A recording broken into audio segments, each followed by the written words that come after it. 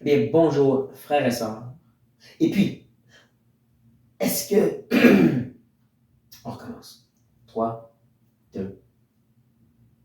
Bonjour, frères et sœurs. Dans le savoir de mieux comprendre la Bible, j'ai bien sûr posé cette fameuse question. Avez-vous l'onction d'Esther? Est-ce comme elle, vous avez réalisé que Dieu vous a été mis à cette position présentement, cette situation de votre vie, pour pouvoir faire des grandes choses pour Dieu? Est-ce que c'est ça le but du livre d'Esther? Je ne crois pas. Et même je dirais que c'est triste à quel point que les gens ont tendance à élever Esther et dire faites comme elle. J'ai même pu, dans mes recherches, trouver des jeûnes d'Esther par lesquels vous avez vraiment touché le cœur de Dieu. Encore, est-ce que c'est ça le but du livre? Non. Esther est un des livres qu'on appelle historiques ou même descriptifs de la parole de Dieu. Où est-ce que Dieu décrit qu'est-ce qui s'est passé, mais il ne dit pas nécessairement que vous devez l'imiter. N'empêche que par ses descriptions de cette histoire, il veut nous parler, il veut nous partager, mais qui il est. Donc le but, c'est pas de regarder à Esther et voir son exemple, mais qui est derrière elle. Et je ne parle pas de Mardoché, son nom. Moi, je parle de l'Éternel, Dieu Tout-Puissant. Est-ce que vous savez qu'il y a un livre dans toute la Bible, un livre des 66 qui ne contient aucunement, à aucune place, pas une fois, le nom de Dieu. Pas l'Éternel, pas Dieu, pas rien. Un livre. Ça n'apparaît pas du tout. C'est le livre d'Esther. Intéressant, ça n'est-ce pas? Un livre où est-ce que l'Éternel n'est pas du tout mentionné, mais il est pleinement à l'œuvre. Et c'est ça, l'idée. La providence de Dieu, la main divine, cachée dans l'ombre, est pleinement en action dans le livre d'Esther. C'est un de ces livres qui rappelle à Israël, même si vous ne le voyez pas, même si vous n'êtes pas en train d'en parler, Dieu est à l'œuvre pour accomplir son grand plan.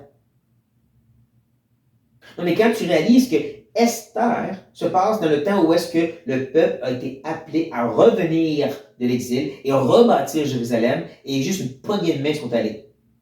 Que la majorité des Juifs sont restés dans le peuple, parmi les Babyloniens, parmi les Mèdes et les Perses, parmi ce peuple-là où est-ce qu'ils étaient, tel Esther, Mardoché et les autres. Que même s'ils ne sont pas en train d'agir comme Dieu leur demande d'aller rebâtir, Dieu va quand même protéger son peuple, quand même agir pour le bien de son peuple. Parce que le commandement du roi de détruire tous les Juifs partout à travers l'empire des Mèdes et des Perses, qui inclut justement ceux à Jérusalem en train de rebâtir, va pas avoir lieu parce que Dieu les protège. Dieu est à l'œuvre pour eux. Et comme si quand tu prends le temps de lire Esther, tu vois la providence, tu vois les dieux incidences, comme j'aime appeler ça. C'est pas un mot que j'ai inventé. Mais vraiment, c'est coïncidences qui ne sont pas des coïncidences. C'est la main divine. Le fait que le cœur de l'eunuque est tant touché qu'il veut aider Esther pour qu'elle puisse se rendre au roi plus facilement. Le fait que le roi décide de la choisir parmi les millions de femmes, c'est pas parce qu'elle était tellement vertueuse, tellement incroyable, il ne peut pas s'empêcher de l'aimer. Non, c'est Dieu qui a touché son cœur. Le fait que Mardoché, son oncle, entend parler d'un complot, littéralement deux hommes qui parlent entre eux de tuer le roi, et qui peut ensuite, par Esther, le dire et avertir le roi, parce qu'elle est maintenant rendue la reine. Ou que même avant ça, la reine Vashti agit d'une certaine façon que le roi décide de la repousser et trouver une nouvelle femme. Tout ça, c'est la main de Dieu. Que ce que Mardoché fait est écrit dans un livre des chroniques des rois, des Mèdes et des Perses. Que plus tard, quand le roi ne peut pas dormir, il décide, je vais lire dans ce livre en particulier, et même ça va être cette page-là que je vais lire, et il se rappelle, hey Mardoché, j'ai rien fait pour lui. J'aimerais l'aider, j'aimerais le bénir. Comment je peux le faire? Et à ce moment même, dans la providence, l'ennemi des Juifs, celui qui voulait tous les massacrer, celui-ci, Michel Aman, est dans la cour du roi. Et c'est par l'ennemi que Dieu vient bénir son peuple, comme il l'a fait à maintes et maintes fois à travers l'histoire d'Israël, comme les Égyptiens qui ont béni Israël avant justement qu'ils sont tous détruits. C'est la providence de Dieu, ça. C'est pas le peuple de Dieu, c'est la providence, la main de Dieu. Donc, l'histoire, c'est à propos d'Esther. En réalité, Esther ne fait rien. Je ne veux pas être méchant, mais quand tu regardes l'histoire, c'est à cause de Mardoché qu'elle essaie de cacher avec une juive et donc elle peut être acceptée parmi les femmes. C'est Mardoché qui doit aussi encore la brasser un peu quand le temps vient de dire faut que t'agisses, parce que sinon elle n'aurait resté rien faire. Hein. Et oui, Esther, elle a fait ses plans, elle a fait son repas, elle a pointé du doigt à ce méchant Aman. Mais après ça, qu'est-ce qu'elle fait? C'est qu'elle remet le contrôle encore à Mardoché, son homme. C'est pas pour dire que c'est mal que c'est fait, c'est pour dire, encore, Esther n'est pas nécessairement être élevée comme ayant fait des grandes choses, puis étant tellement sage, puis elle a eu des bons projets. Elle a été bénie et guidée par Dieu. C'est Dieu qui est à l'œuvre, c'est pas pour d'Esther. Non, le livre d'Esther, en réalité, il nous montre deux choses. Il nous montre la providence de Dieu,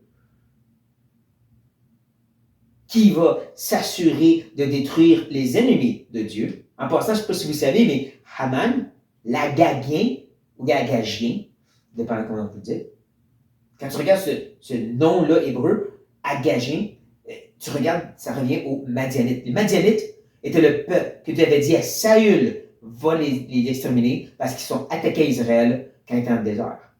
Puis il ne le fait pas au complet.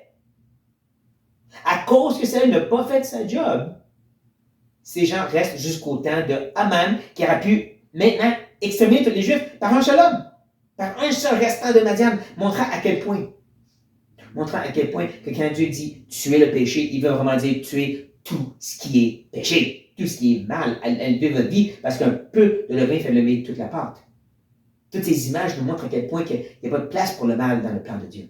Mais bon, je ne veux pas trop m'emporter, parce que la deuxième chose que les livres fait, il veut aussi nous montrer comment la fête des Purim, la fête des vœux, pas des vœux, excuse-moi, du sort, de tirer au sort, c'est le mot Purim, vient exister. Oui, c'est une fête qui n'était pas nécessairement écrite dans la loi mosaïque, mais qui est venue exister pour se réjouir de la main de Dieu qui a agi. Dieu veut nous montrer d'où ça vient? Par le livre d'Esther. Une célébration qui est vraiment axée sur la providence de Dieu qui prend soin de son peuple.